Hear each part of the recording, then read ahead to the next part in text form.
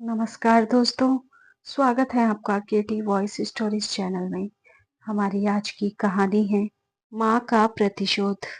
सुनो, आज सुबह फिर काका जी का फोन आया था। तुम आखिर बात क्यों नहीं करते? सोनी ने नाश्ता देते हुए नवीन से कहा। तुमने तो बात कर ली ना? नवीन ने नाश्ता करते हुए कहा।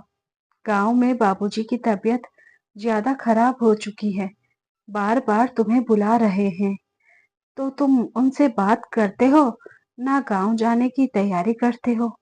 आखिर हो क्या गया है तुम्हें? सोनी ने गुस्से से कहा। नवीन ने कुछ नहीं कहा, चुपचाप नाश्ता किया और फिर बैग उठाकर अपने ऑफिस को चल दिया। शाम को जब वह दफ्तर से लौटा तो उसने सोनी को बहुत परेशान पाया। नवीन को आया देख वह किचन में चाय बनाने चली गई। तभी फोन की घंटी बजने लगी। सोनी किचन में थी, इसलिए नवीन ने फोन उठाया। हेलो, कौन? नवीन बेटा, गांव से तुम्हारा काका बोल रहा हूँ। तुम्हारे बाबूजी की हालत बहुत खराब है, शायद नहीं बचेंगे। जितनी जल्दी हो सके गांव लौट आओ। लेकिन काका, मेरी अभी कोई छुट्टी नहीं है, मैं अभी गांव नहीं आ सकता हूँ। आप सब तो है ही, सब संभाल लीजिए, बोलकर नवीन ने फोन काट दिया। सोनी चाय का कप लिए सामने खड़ी थी। उसने सारी बातें सुन ली थी। उसने नवीन से कहा, मैं दुनिया में ऐसा पहला बेटा देखा है जो अपने पिता को इतनी ज्यादा अपेक्षा करता हो। तुम्हारे पिताजी मृत्युशैया पर पड़े हैं और तुम यहाँ आराम से हो। कैसे बेटे हो तुम? बहुएं तो नाहक ही बदनाम है। सोनी बोलती रही, परंतु नवीन पर उसका कोई प्रभाव नहीं पड़ा। चाय पीकर बाहर टहलने को चला गया। सोनी आश्चर्य से उसे देखते रह गई। उसकी अगर अपने पिता से 2 दिनों तक बात ना हो तो उसका मन बैठने लगता है।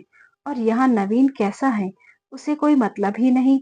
और अगले दिन सुबह सुबह फिर खबर आई, बाबूजी अब इस दुनिया में नहीं रहे। तुम आ रहे हो ना बेटा? काका जी ने फोन कर कहा।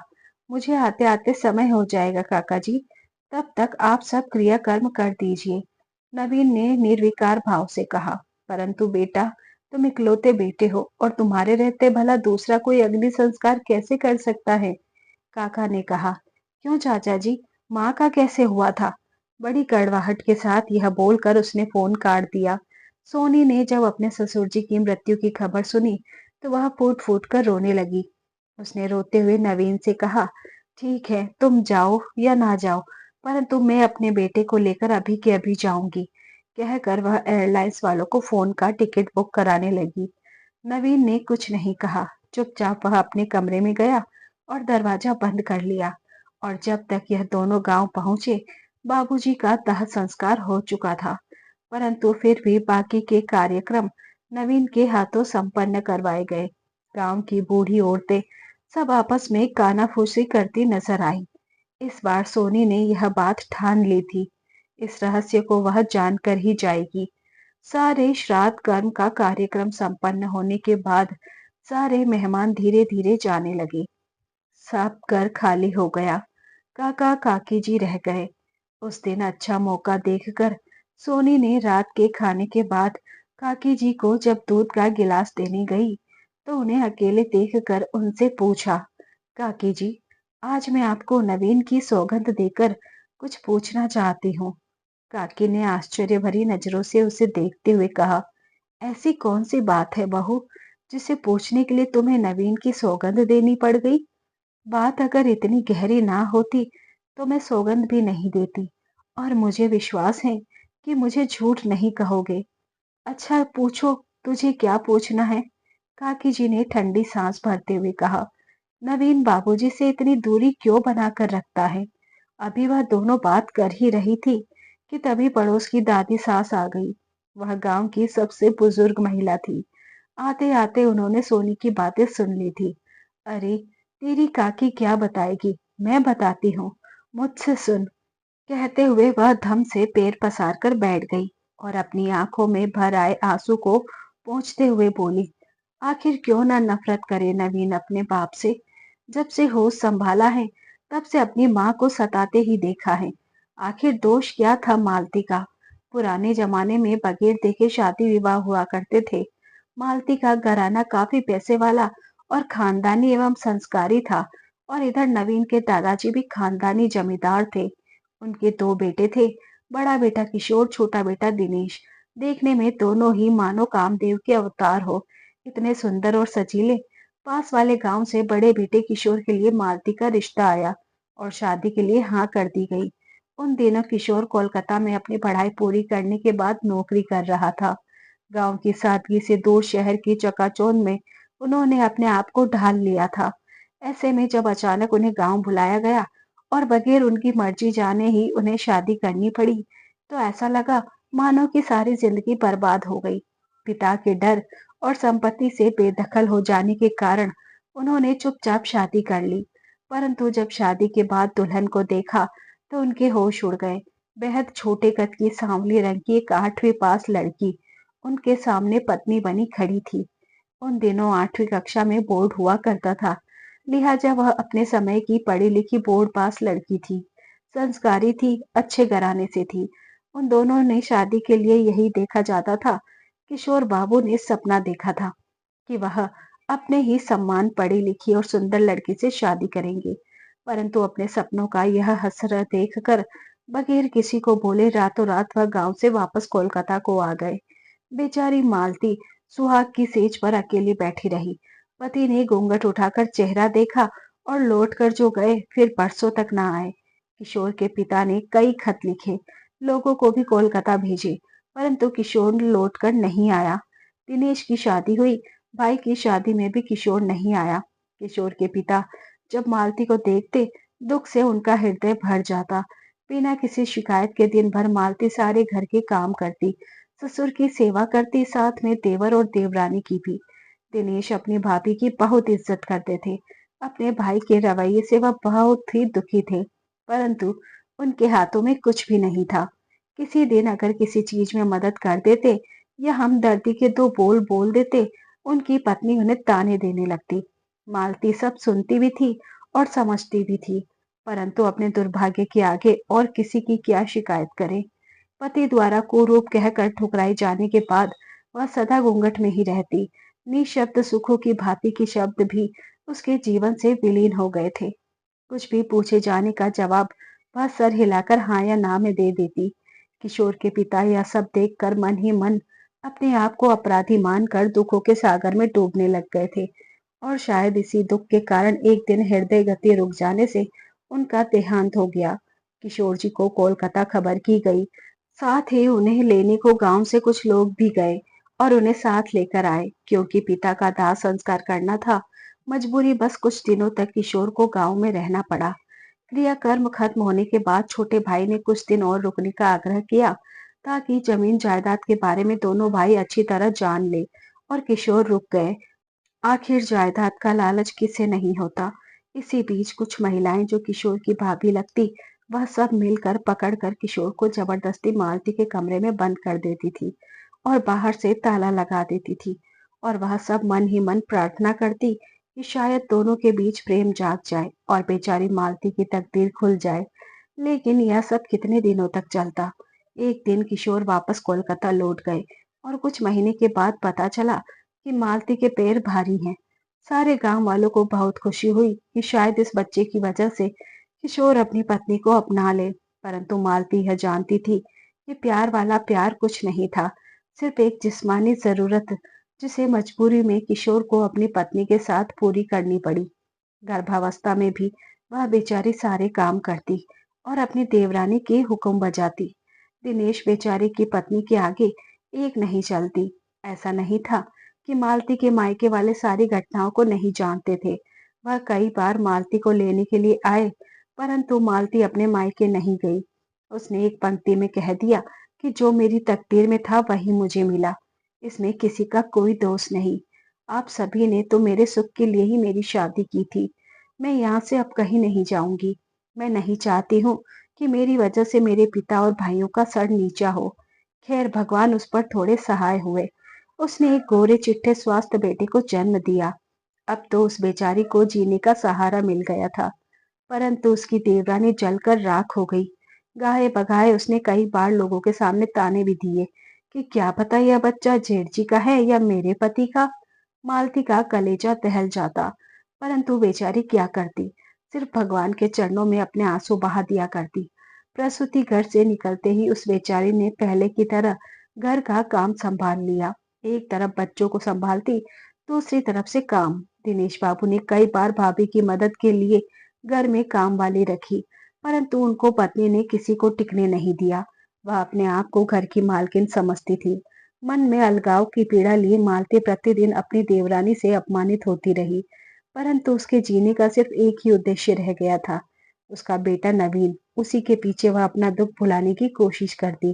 प्रसूति के बाद किसी तरह की कोई सेवा और अच्छा भोजन न मिलने के कारण, न कोई डॉक्टरी सहायता मिलने के कारण धीरे धीरे मालती के शरीर में बीमारी ने घर कर लिया।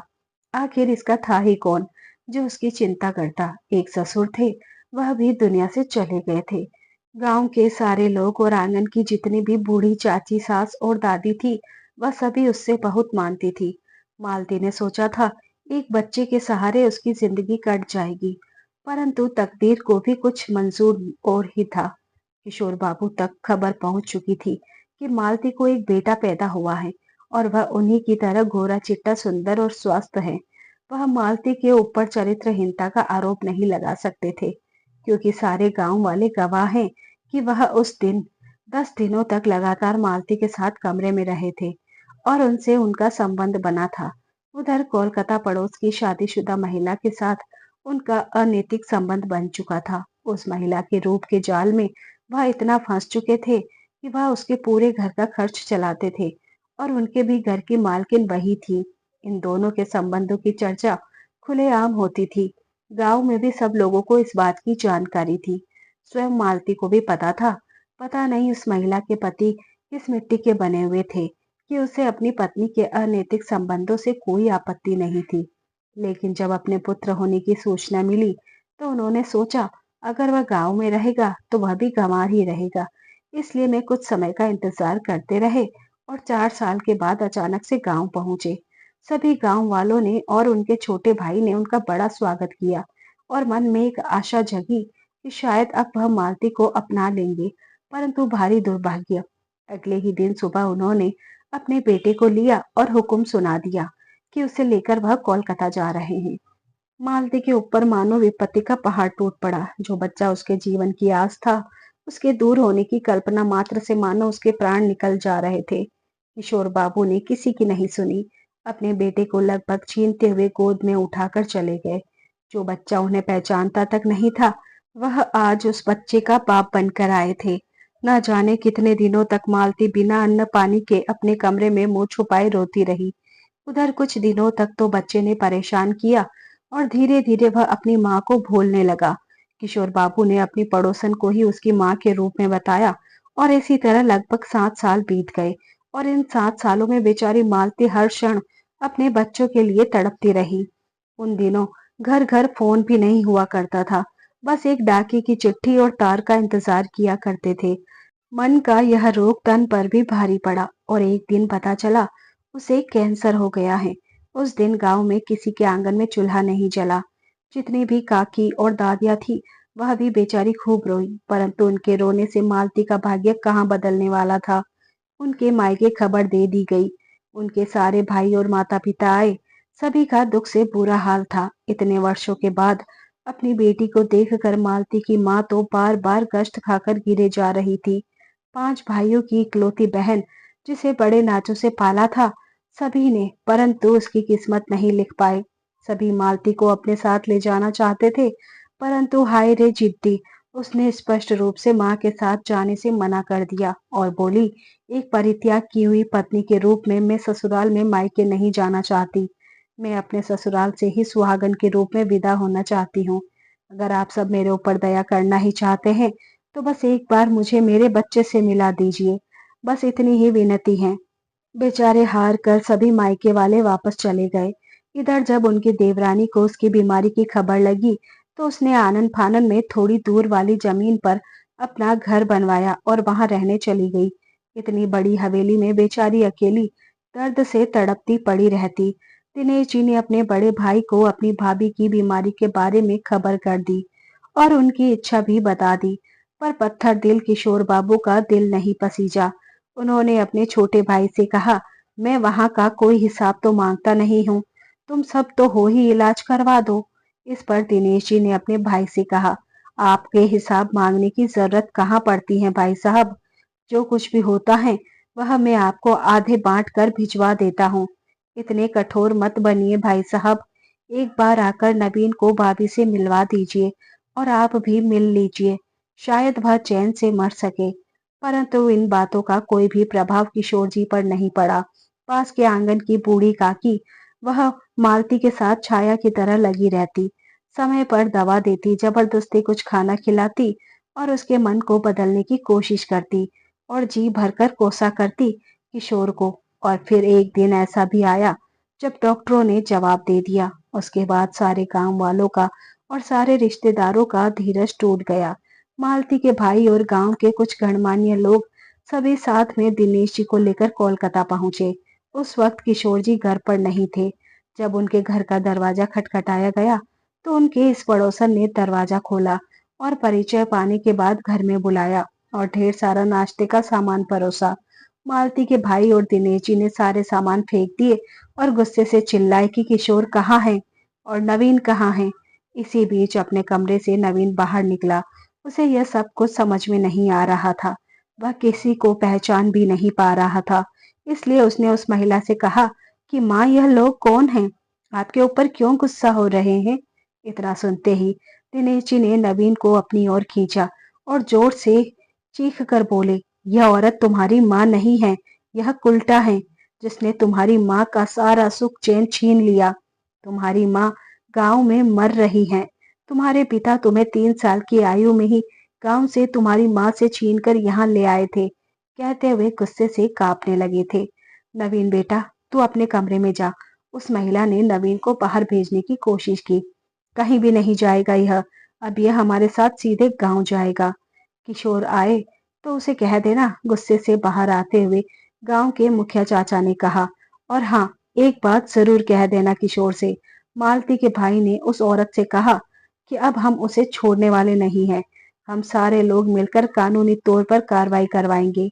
सारा समाज, सारे परिवार, सब लोग हमारे पक्ष में हैं। बोल देना। नवीन तो सकते में था। उसे आज तक पता नहीं था कि उसकी माँ कोई और है। उसने तो हमेशा माँ की जगह उस महिला को ही देखा था। अपने पिता के साथ उसे लेकर सभी गांव आ गए। मालती के तो मानो प्राण लौट आए जब उसे दिनेश काका ने ले जाकर अपनी माँ के सामने खड़ा किया और कहा, देख, ये तेरी माँ है। क्या हालत बना दी है तेरे बाप ने। नवीन भौचक्का खड़ा होकर उस हड्डियों के ढांचे को देखता रह गया जिसे सब उसकी माँ बता रहे थे। अब वह 12 साल का बच्चा था। उसे धीरे धीरे सारी बातें समझ में आने लगी। सारे रिश्तेदार, गांव के लोग, चाचा, दादी, नानी, काका, मामा, सबके मुंह से अपने माँ की दुर्दशा और अपने पिता के कारनामों को सुनकर उसका हृदय हाहाकार कर उठा। मालती अपने बेटे को गले से चिपकाकर खूब रोई। आज शायद भगवान को भी उसके साथ रोने की इच्छा होती थी। और चारों तरफ से काली घटाएं आई। धीरे धीरे आंधी और बिजली के साथ मूसलाधार बारिश होने लगी। ऐसा लग रहा था मानो प्रलय ही आ जाएगा। और ऐसे में बेचारी मालती नवीन को अपने सीने से लगाए रात भर रोती रही। सुबह होने तक किशोर बाबू आ गए थे। आते ही क्रोधित होने का ड्रामा किया, परंतु इस बार पूरे परिवार और गांव वालों के सामने उसकी एक नहीं चली।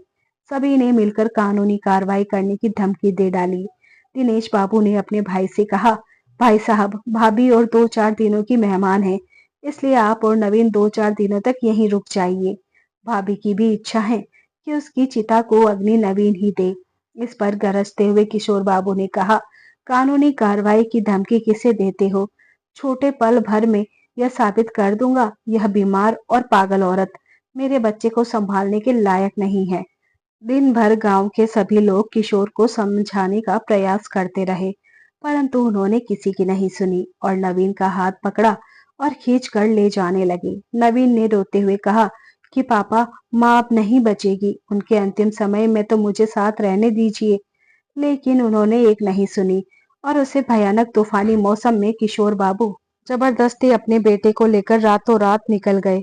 मालती बेचारी रोती बिलखती रह गई। बेचारी बेटे के हाथ के साथ काफी दूर तक घसीटते हुए आ गई।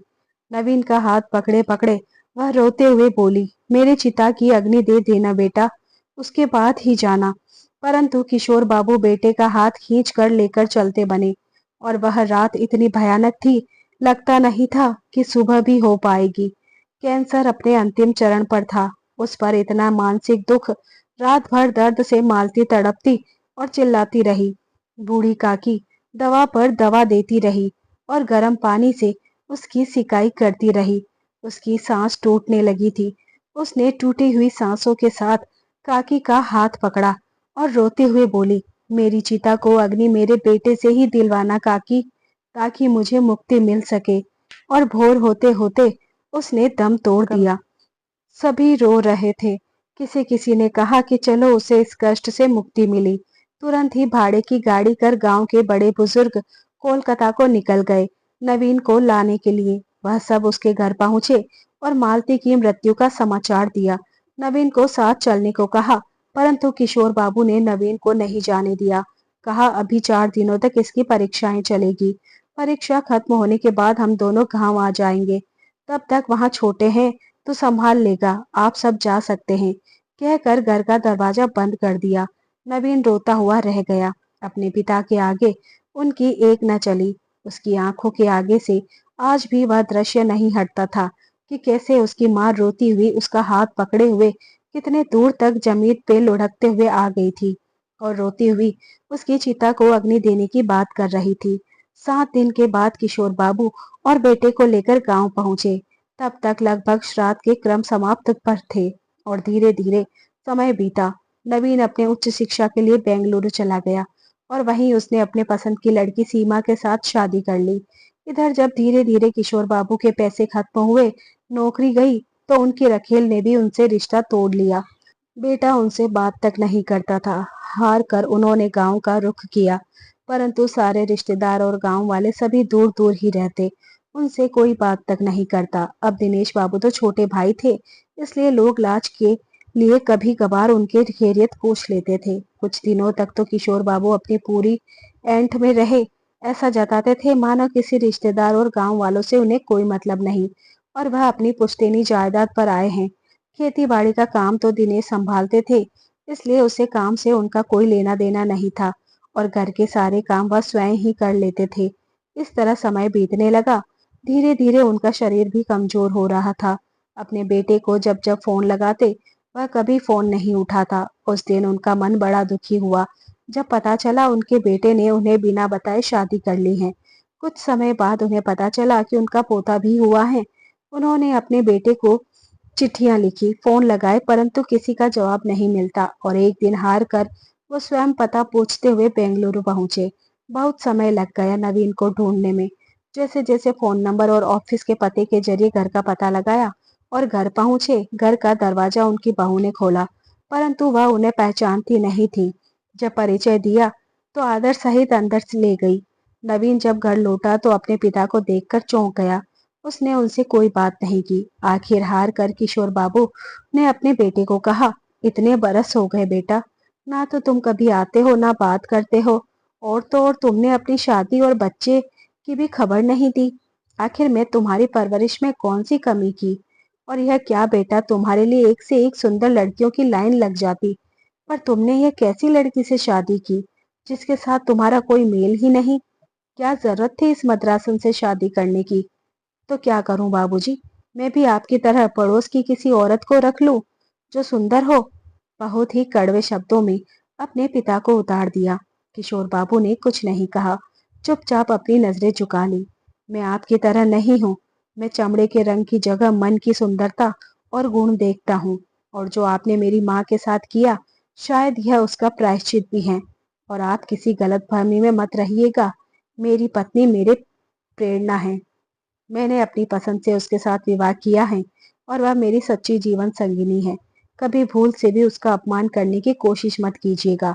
और हाँ, मैं सोनी को कुछ नहीं बताया है। अगर आप चाहते हैं कि आपकी इज्जत बनी रहे तो दोबारा कभी हमारे घर मत आइएगा और ना हमसे कोई संपर्क रखने की कोशिश कीजिएगा। और जितनी जल्दी हो सके आप यहाँ से चले जाएं। एक सांस में नवीन ने अपनी सारी बात संपन्न की। तब तक सोनी खाने के लिए बुलाने को आ गई थी। खाना खाते हुए नवीन ने सोनी से कहा, पापा के सामान की पैकिंग कर देना और कुछ खाने का भी सामान रख देना, आज रात की ट्रेन है, पापा वापस जा रहे हैं। सोनी ने कहा, आज सुबह ही तो आए हैं, अभी कुछ दिन रह लेते तो अच्छा होता। मैं तुमसे जितना कहा है उतना ही करो, कहकर नवीन उठकर अपने कमरे में चला गया। बेचारे किशोर बाबू थोड़ी देर अपने पोते के साथ खेलते रहे और आंसू बहाते रहे। वह समझ चुके थे कि नवीन अपनी माँ का बदला उनसे ले रहा है। उन्होंने चुपके से अपनी बहू सोनी का फोन नंबर ले लिया था और गांव आ गए। अब जब कभी भी जी घबराता तो दोपहर के समय जब नवीन अपने ऑफिस में हुआ करता था तो अपने बहू और पोते से बात कर लिया करते। अपने ही हाथों किशोर बाबू ने अपनी जिंदगी का सुख चैन मान सम्मान सब खो दिया था। शाम के समय प्रतिदिन दिनेश बाबू अपने भाई से मिलने जरूर आते। थोड़ी देर बैठते, अपने भाई के हालचाल पूछते। उन्हें भी दुख होता, परंतु वह कुछ कर नहीं पाते। उन्होंने कई काम वाली महिलाओं को भी कहा कि जाकर बड़े भाई के घर काम कर दिया करे, परंतु सभी ने मना कर दिया। उन्होंने अपनी पत्नी से भी कहा कि हमारे घर तो नौकर चाकर लगे हुए हैं, कम से कम 2 वक्त का खाना भाई साहब को भिजवा दिया करो, परंतु उनकी पत्नी ने साफ मना कर दिया। सारे परिवार और समाज की बेरुखी ने उन्हें भीतर तक तोड़ दिया। अब वह बीमार रहने लगे थे, बिस्तर पकड़ लिया था। जितना बन पड़ता था छोटा भाई आकर देखभाल कर जाता, क्योंकि उसका घर भी उनके घर से कुछ दूरी पर था। साथ रहने पर शायद इतनी परेशानी नहीं होती। और जब अंत समय आया तो उन्होंने भी बार बार नवीन को फोन किया, परंतु नवीन के जवाब के आगे वह चुपचाप रह गए, क्योंकि उन्हें याद था कि जब मालती भाभी का आखिरी वक्त था तो उन सभी ने कितनी विनती की भाई साहब और नवीन को रोकने की, परंतु वे लोग ना रुके और उसी रात उनकी भाभी ने प्राण त्याग दिए। और तो और उनके यह अंतिम इच्छा भी पूरी नहीं हो सकी कि नवीन उसकी चिता को अग्नि दे, और इसी वजह से नवीन अपने पिता की चिता को अग्नि देने नहीं आया। इतनी सब कहानी बताते बताते बूढ़ी काकी फूट फूट कर रोने लगी। रोते रोते ही उसने सोनी को बताया, उसे रात जब दर्द से तड़प रही थी और रो रही थी तो सारी रात मैं ही उस अभागन के साथ थी। काश उसकी जगह मैं मर जाती। बड़े दुख झेले जीवन में मेरी बहू ने, उसके लिए कोई भी उसका सगा नहीं था, कहकर वह हिचकी लेकर रोने लगी। सोनी ने बड़ी मुश्किल से पानी पिलाकर उन्हें चुप कराया। वह खुद भी रो पड़ी थी और सोनी को तो मानो विश्वास ही नहीं हो रहा था कि उसके ससुर का एक ऐसा भी रूप था। उसकी आंखों से भी गंगा जमुना की धारा बह जा रही थी। उसकी सवालिया नजरें काकी की ओर उठी। उसने कहा, काकी आप भी तो एक औरत ही हैं, आपने उस दुखिया औरत पर कितने जुल्म कैसे किए, और इतनी घटिया आप किस तरह निकली? क्या आपको उन पर जरा सी भी दया नहीं आई? काकी ने अपनी नजरें झुका ली थी। क्या करती, अपनी बूढ़ी चाची सास के आगे झूठ भी तो नहीं बोल सकी। उस दिन सारी रात वह सो नहीं पाई। अब सुबह होते ही उसने नवीन से वापस चलने को कहा और वे सभी वापस बेंगलुरु अपने घर आ गए। घर आकर वह खूब रोई और नवीन से बोली, मुझे माफ कर दो नवीन, मुझे पता नहीं था कि अम्मा जी के साथ इतना सब कुछ हुआ और उन्हें इतना दुख देने वाले बाबूजी ही थे। मैं तुम्हें कितना भला बुरा कहा, परंतु तुमने मुझे कभी कुछ नहीं कहा।